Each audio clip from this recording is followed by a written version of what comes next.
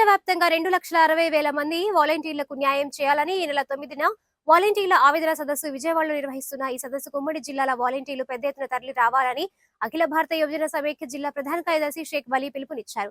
స్థానిక మలయాలింగం భవన్లో సిపిఐ జిల్లా కార్యాలయం నందు నిర్వహించిన విలేకరుల సమావేశాన్ని నిర్వహించారు. ఈ సందర్భంగా వలీ మాట్లాడుతూ ముఖ్యమంత్రి నారా చంద్రబాబు నాయుడు ఎన్నికల హామీ నిలబెట్టుకుని వాలంటీర్స్ కు న్యాయం చేయాలని, అధికారం చేపట్టి 4 నెలలు గడుస్తున్నా 8 కేబినెట్ మీటింగ్స్ జరిగినా వాలంటీర్ల గురించి ఆలోచన చేయకపోవడం, చర్చించకపోవడం వల్ల వాలంటీర్స్ ఆవేదన చెందుతున్నారన్నారు. వాలంటీర్లకు న్యాయం చేయాలని కోరుతూ ఈ నెల 9న విజయవాడలో వాలంటీర్ల గోడును ప్రభుత్వానికి వినిపించేయాలని వాలంటీర్లు ఆవేదన సదస్సు నిర్వహించడం జరుగుతోందన్నారు.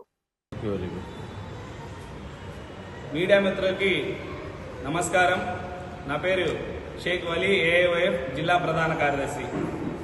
ఈరోజు ముఖ్యంగా ఈ యొక్క సమావేశం నిర్వహించడానికి ముఖ్య కారణం, గత ప్రభుత్వం వాలంటీర్లని దాదాపు 2,50,000 మందిని కొనసాగిస్తానే వాళ్ళకి 5,000 జీతం ఇస్తా ఉంది.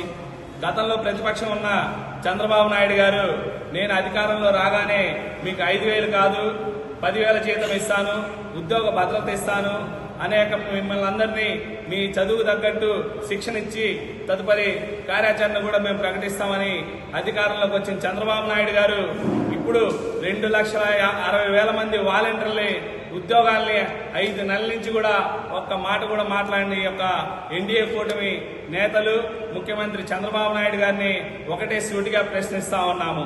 దాదాపు 5 నెలలుగా మీరు జీతాలు ఇవ్వని కారణంగా లక్షలాది మంది వాలంటీర్లు మనోవేదనకు గురవుతా ఉన్నారు. మీరు వారికి 5,000 కాదు 10,000 ఇస్తామని మీ మీద నమ్మకంతో దాదాపు ఆనాడు ఆ ప్రభుత్వంలో ఉన్న కొంతమంది వాలంటీర్లు కూడా తొలగించి ఇప్పుడు మీరు కొనసాగించినా పర్లేదు కానివ్వండి. మీరు 2 లక్షల కొంతమంది పేరుతో 2,60,000 మందిని మీరు పక్కన పెట్టడానికి అఖిల భారత యువజన సమాఖ్య పూర్తిగా వ్యతిరేకిస్తా ఉన్నది.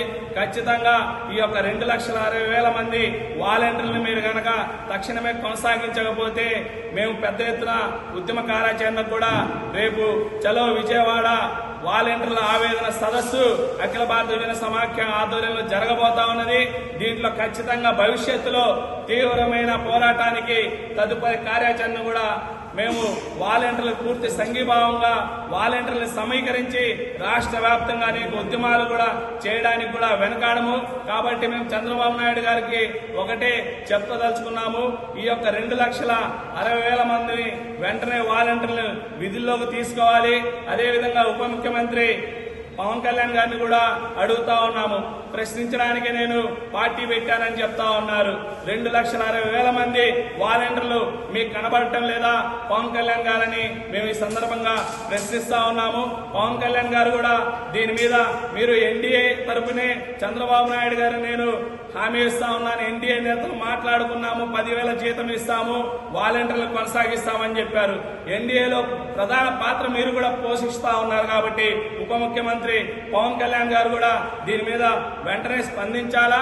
ఖచ్చితంగా రేపు 9వ తారీఖున చలో విజయవాడ కార్యక్రమాన్ని వాలంటీర్లందరూ పాల్గొని విజయవంతం చేయాలని ఈ సందర్భంగా అఖిల భారత యువజన సమాఖ్య ఏఐవైఎఫ్ గా కోరుతా ఉన్నాము.